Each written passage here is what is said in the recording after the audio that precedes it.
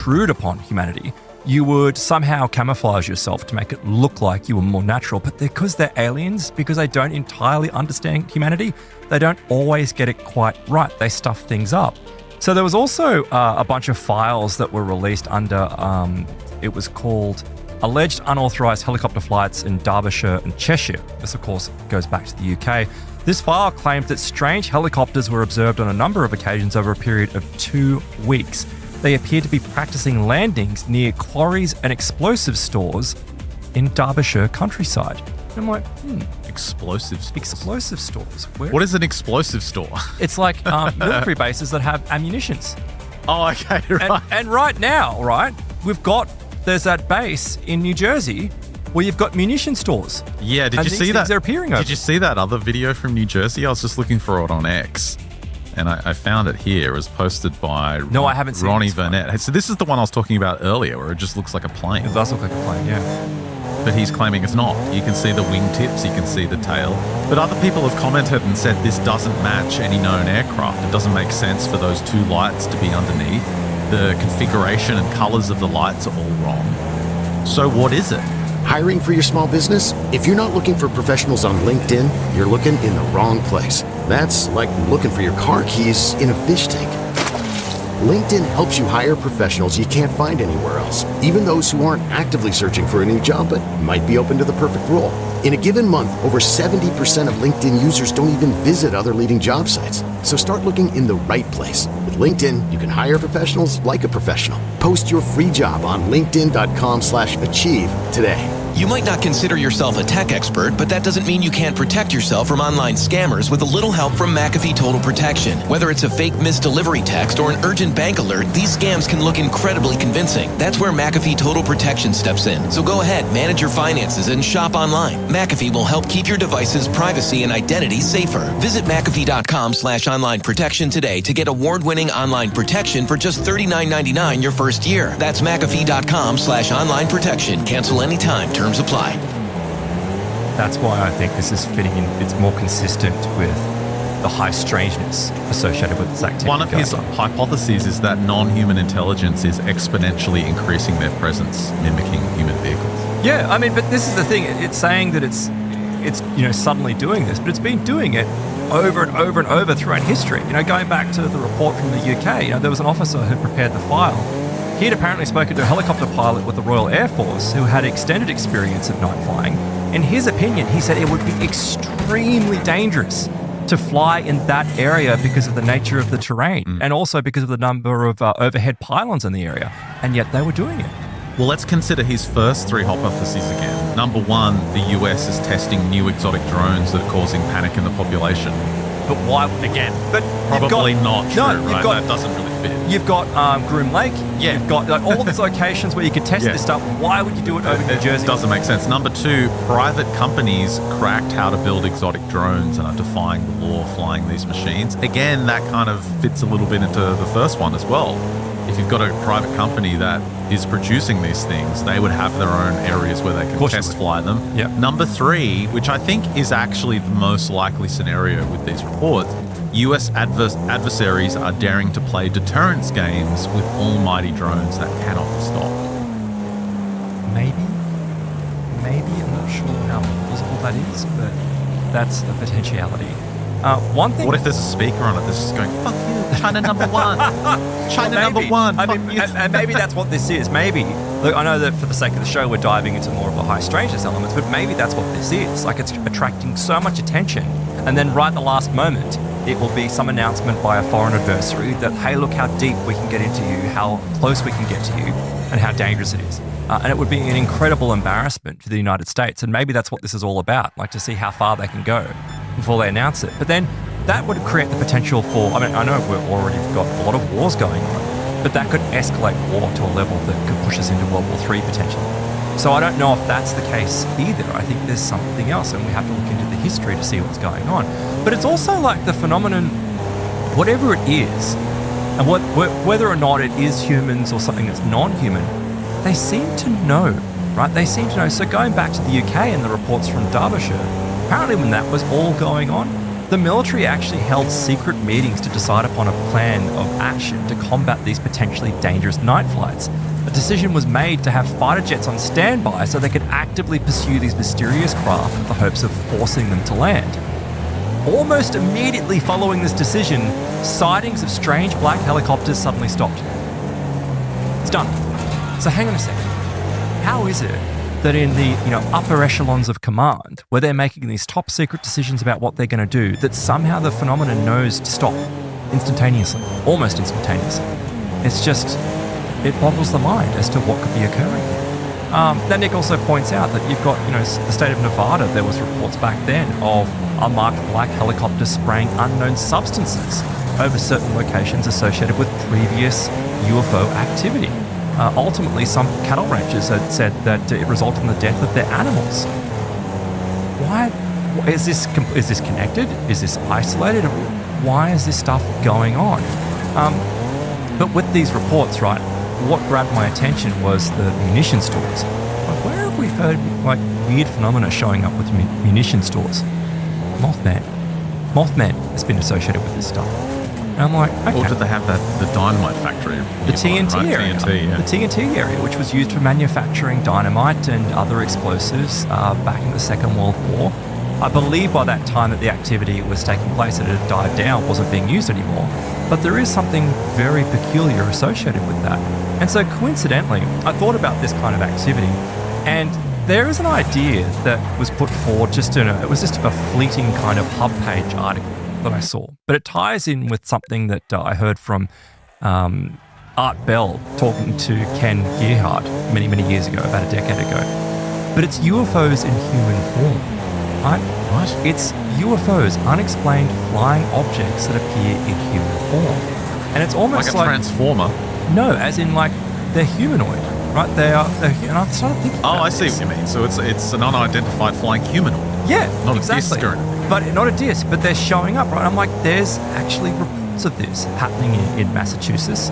So there was a sighting that actually occurred all the way back in 2020. I should say all the way back, but it feels like it's old now. But in 2020, in March the 22nd, there was reports, or in March of that year, there was reports of strange flying humanoids being seen in Arizona and Massachusetts. Now, this image that I want to bring up, so don't go into the images that I've given you, Ben. Just bring up for me, this image here. Yeah, so, actually, no, I've messed up. That's Mexico. This is Mexico. Yeah, let me just... This one. No, I'm sorry. We actually got to go back to the video, actually. Can you bring up video number 4 for me, please? Number 4. So have a look at this. So this was from 2020. Classic. It's typical for a UFO type video. It's, very difficult to see. It's moving around a lot. But there appears to be some humanoid form floating in the sky, almost like it's got legs below it, arms sticking out from the side, a central torso, and a head. What could this thing possibly be? Now, this was reported... balloon is the first thing. A balloon is one of the suggestions that has come up. And in fact, the eyewitness that reported this said that we first noticed it while sitting in our backyard. This was a black object moving slowly from northeast to southwest, had a very strange shape and looked like a figure. My wife commented that it looked like a giant bumblebee. We used our binoculars to tape it, so that's why it's got this weird effect as they're filming it through their phone through the binoculars. They said this confirmed the odd shape, but it appeared to be spinning. But what was odd is that it was moving in the direction opposite the clouds. So it's like, if it's a balloon, shouldn't it be moving in the direction of the clouds? Like, that's a bit weird. There's a collection of these, which I'll link to in the show notes so you can go and check them out for yourself.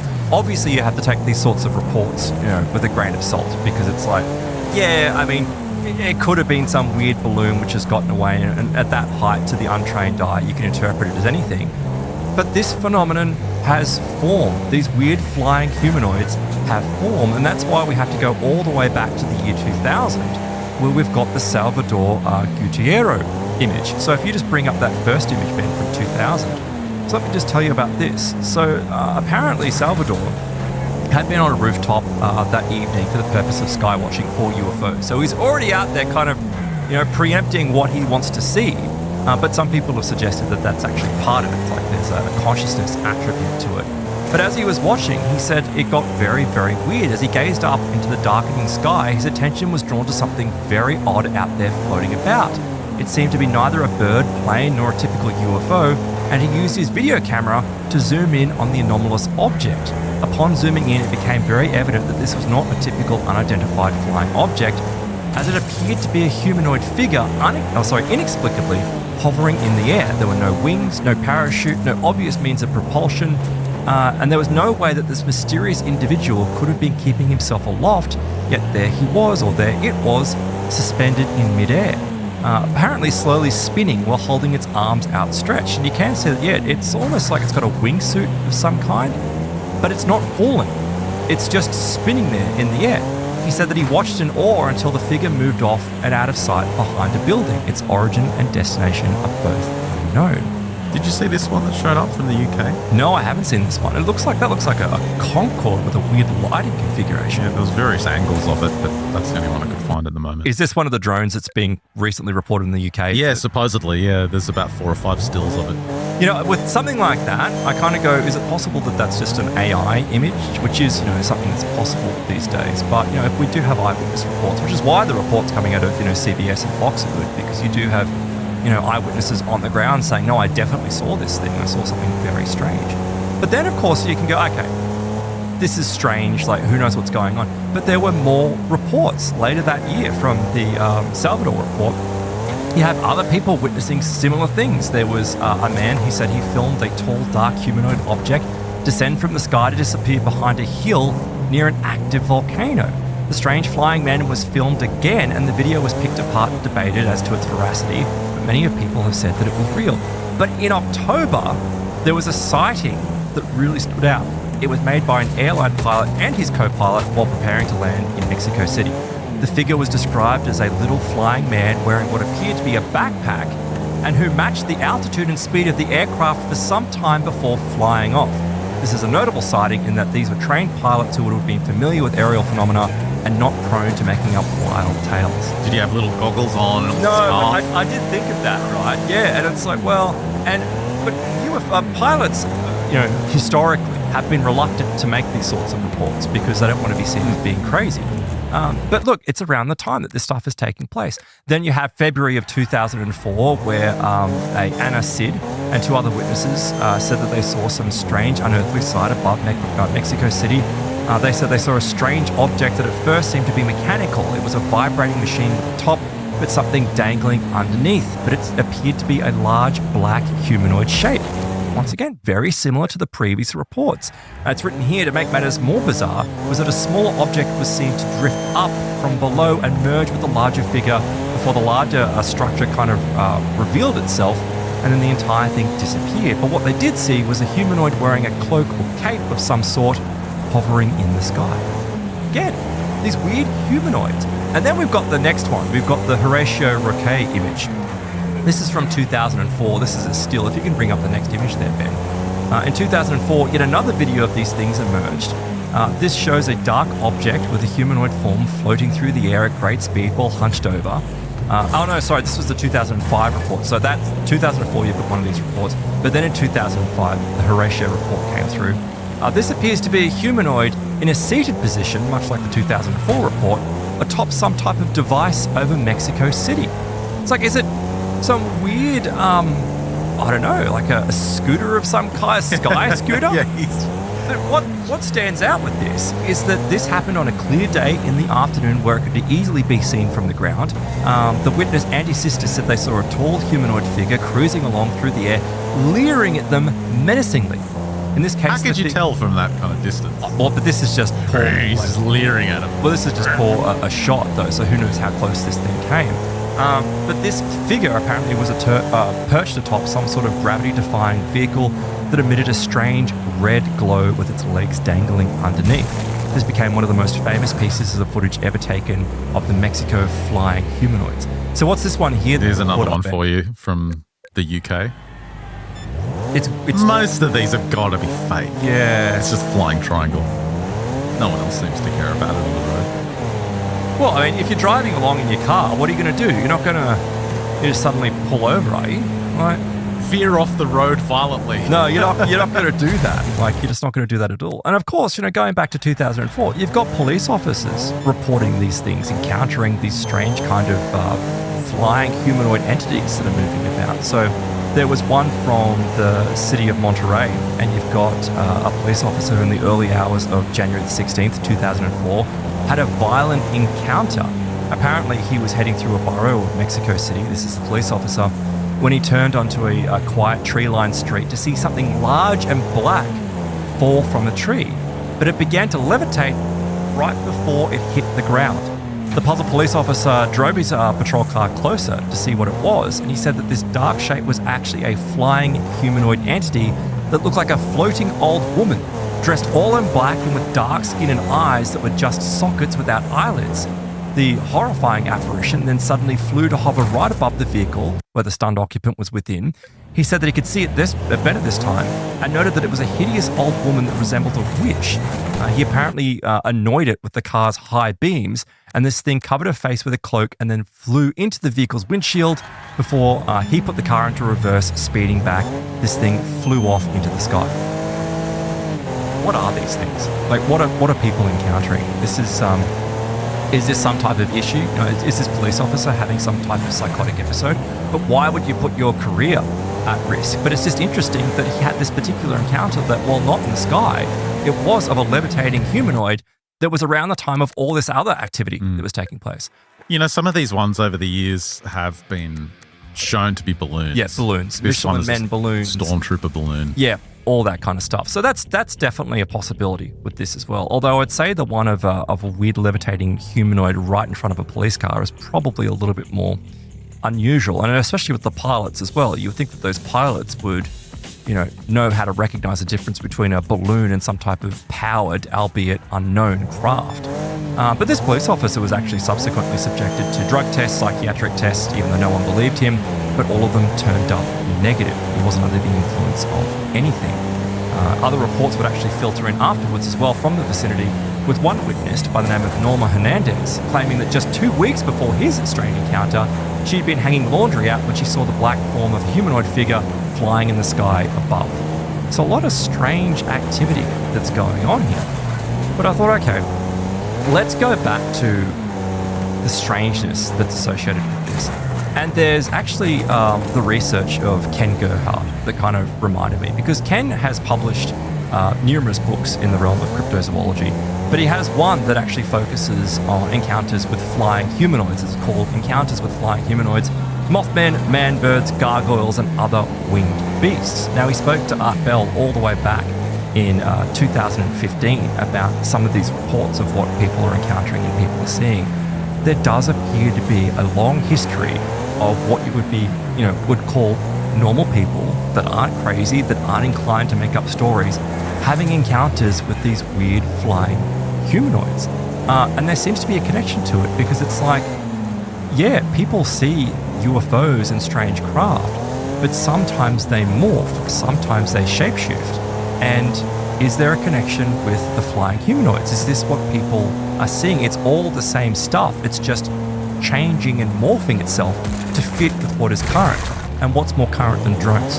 That's why it's changing its shape. Look at that. But let's go back to some of these older reports. So I want to bring up just a little bit of audio from this. And we've got here, if you can bring up number... Farmer Mech? Yeah, okay. So this is a really good example of where before, you commented about the leering, right? They saw this leering in Mexico City, this flying humanoid flying overhead and leering. Well, that leering intimidation has actually occurred before. Play number 4 for me, please. 1956, in a place called Falls City, Nebraska, a gentleman, a farmer who used a pseudonym, John Hanks, when he actually reported the event. Obviously didn't want to be exposed, but according to this gentleman, this farmer, he encountered a being while working out in his field one day, and this thing basically overflew him at a height of about 15 feet.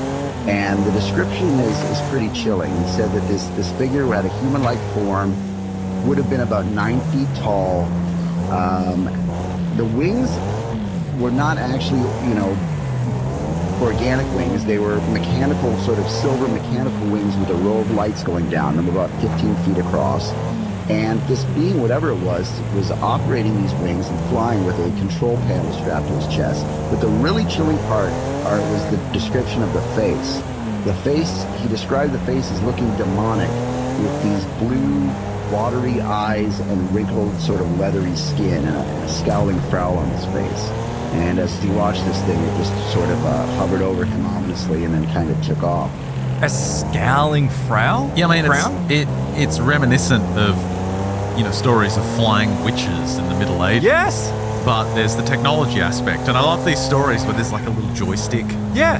They're flying through the air Well, with look some at it. mechanized harness or something. Look at it, 1956, and you're right, this steampunk kind of thing which would be consistent with what popular culture would have imagined at the time of some wild scientist who had created some type of flying machine that he was flying and he was pissed off because it wasn't working properly. But leering, right? But it That- also looks like a hideous freak. Right, 1956, right? Then you go to 2005, well, what kind of would be considered these flying humanoids? Like 2004, 2005, it's kind of consistent with some weird craft that could be used. Now, in 2024, it's drones. It's the same kind of thing, which is kind of morphing and adapting to what's going on, but there's more of it, right? Because it's still doing the same kind of stuff, even though the outside of it is morphing. It still seems to have the same interest. And that interest, for whatever reason, is in military bases, conflicts, battlefields. This is something that Ken himself highlighted. He's like, when you find reports of these winged monstrosities, they seemingly have a fascination with military locations, with battlefields. Why? A great example, and Nick Redfern himself has described this one, but a great example comes from The Glowing Woman of Danae. So just play number 6. According to a Marine by the name of Earl Morrison, he relayed this story to a UFO researcher named Don Worley. During the Vietnam War, he was stationed along with 2 other buddies, and on top of, sort of on watchtower type situation. And they saw a figure approaching in the distance, and at first they thought it was a very large bat, but they realized quickly that this thing was much larger than any bat they had ever seen before. And as this figure got closer and closer, they were able to make out that it was actually the form of a nude winged woman, completely black in color, seemed to be covered in kind of a black fur or hair-like substance, and bat-like wings, and that she hovered flew right over their heads, peering down at them kind of ominously, and she seemed to be giving off kind of a green cast or a green glow. I was going to ask if you had that sighting. So again, Best. the peering, the ominous, The leering. the leering that's connected to The it. big black breasts. So this was 1969. So it's about. No, I'll just skip it. There's nothing. There's nothing. It's like I'm still just getting. It's so freaking hot in here. You just ran away because our air conditioning is stuffed. It's so hot. Anyway, yeah, I think though this sets up these examples. I mean, the fog of war perhaps, but could so many soldiers see something like that and then make up a story? Maybe, but I don't think they would. I don't think this is shell shock. I think this is consistent with what the phenomenon is, and it's changing and exposing itself to people. Well, I think it's worth mentioning that some of these stories, you are applying them to this whole phenomenon, but a lot of what you're describing, especially that last one, is more in the realm of spirits and Absolutely. seeing non-physical things flying around in other dimensions. That's right. Manifesting. It's more in line with like Bigfoot rather than a UFO or a drone or some kind of technology. Well, you did remind me of an outlying story because when I was, putting this together, I thought that I would, include another couple of cases, but they didn't really fit for the theme I was going for. But there was this great example of where it's like, it wasn't just, this is a well-known case out of Vietnam. But you got people like Mac Maloney, for example, who've dug into more sorts of reports that come from the Vietnam War. I mean, he did UFOs in wartime, so he's looked at a lot of different battles. But Vietnam, it's like there was one report, and I think Nick Redfern reported on this as well, was that there was a guy that, for whatever reason, he was trudging through I think it was a battlefield, and he'd somehow gotten separated from his platoon or his group, and he was lost, right? And he heard these voices, and he realized that it was the enemy, and he was done for. Like he was finished. And for whatever reason, I believe something pushed him down, and then obliterated the army, like the forces that were around him. And he stood up, and there was like this tall humanoid with this white flowing cloak, kind of just standing there, smiling at him, and it disappeared. So this suggestion that it was like some type of guardian angel or forest spirit that was protecting him, it's like. there's lots of reports that are out there. Yeah, it's like not a that. Pleiadian warrior angel from Cyclone 4. Well, it's funny, but this works out quite nicely for the next piece, though. Or is it? Well, maybe, right? Because there are also these angel-like things that show up. Play the next one for me, please, Ben. This is number West 7. Texas. Yeah. In fact, I continue to receive accounts of these flying humanoid-type creatures.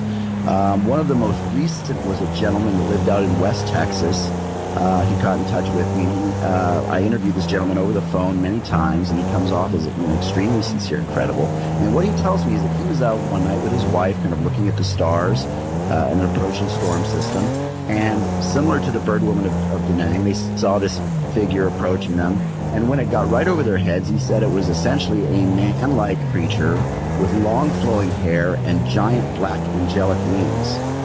And he said this thing would have stood about 10 or 14 feet tall. It had very high cheekbones and a kind of a chisel look to its face, facial features. And, again, it soared right over their heads. What are these things?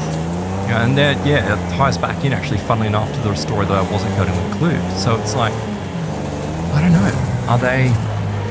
Are they some type of extraterrestrial entities that they want to engage with humanity, but they don't know how? Or is it that these are just simply stories of people being in very stressful situations and these thoughts manifest? I don't know what to make of these things. But again, they keep occurring. They keep on happening. They keep on happening to people that are normal people that aren't prone to making up stories, and they happen all across the world.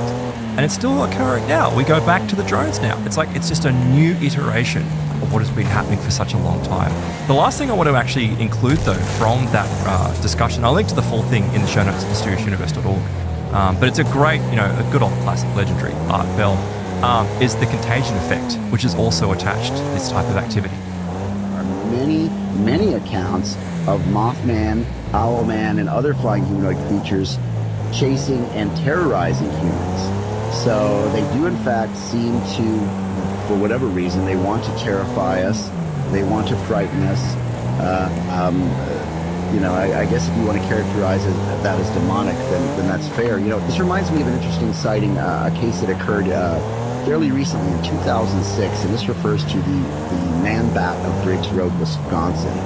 According to Linda, who was the initial investigator, these two gentlemen of Native American descent were driving home one evening in a place called Holman, Wisconsin, which is very close to La Crosse. And suddenly this creature that you see there dived out of the treetops and basically dive bombed the pickup truck they were driving in. And they described it as having a human-like form with bat-like wings, a hideous face with long fangs, and kind of a pronounced rib cage and long claws. Well, this thing dive bombed their pickup truck and took off, and shortly thereafter they could hear this ringing noise, a very high-pitched ringing noise that actually forced them to pull over to the side of the road, where they both became violently ill. Shortly thereafter, they got home and began to experience all kinds of strange things. Their dog, which was normally very affable and friendly, was hiding and cowering under the bed. They were hearing strange noises, banging noises around the outside of their house, as if some type of unseen force was banging on their walls and harassing them. So this is, just an example of kind of the attachment aspect of the flying humanoid phenomenon.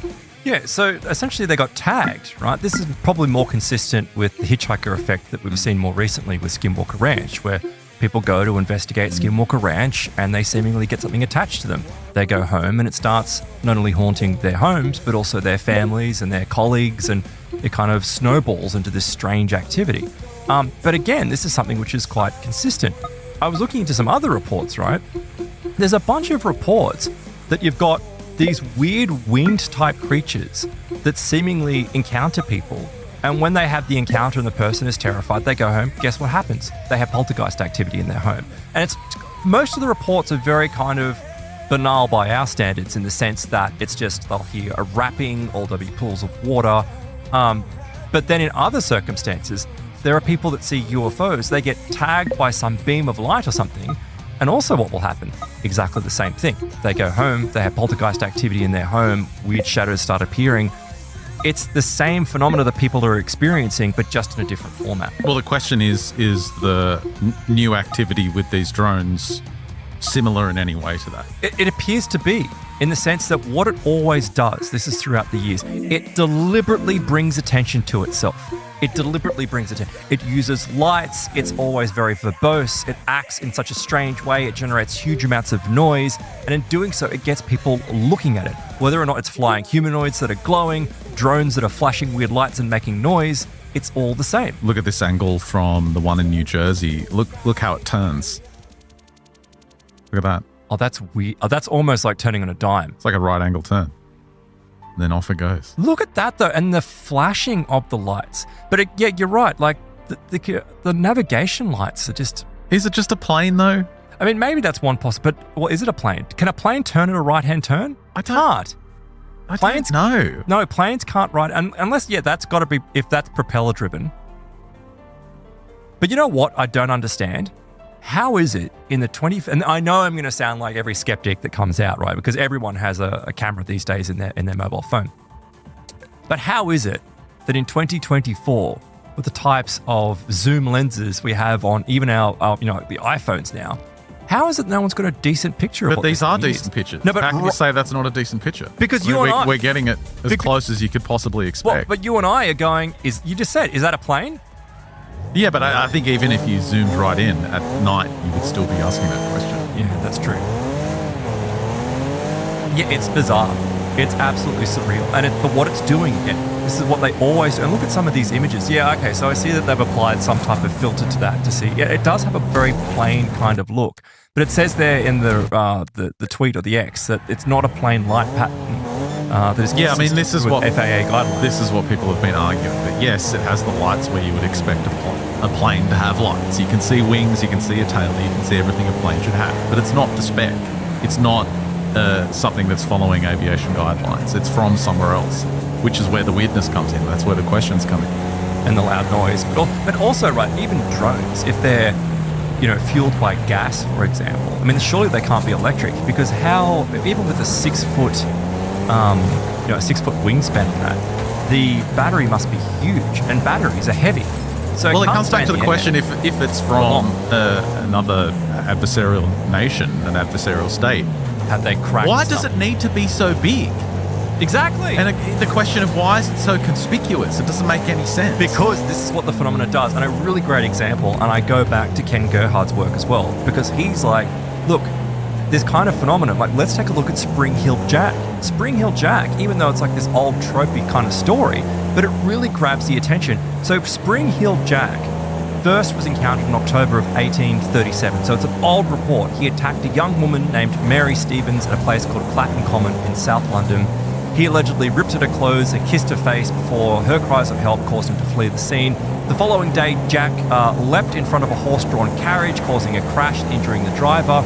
What this thing was doing, right? You go, well, it's just some pervert, in a cape. But this thing was seemingly able to leap to heights that would be impossible for a normal human being. Not only that, it did strange things. So there was one example that came from a woman called Jane Alsop. This is again in February of 1838. Jane heard her doorbell ringing violently. She peered through the front gate, but all she could see was this tall, shadowy figure who claimed to be a police officer. The man was calling out saying, "For God's sake, bring me a light. We've just caught Spring-Heeled Jack." So obviously the reports have been creating hysteria amongst the community. They'd caught Spring-Heeled Jack in the lane. As soon as she returned with a candle, the individual seized it from her, discarded his cloak, and held the flame up to his face, revealing a hideous and frightful feature.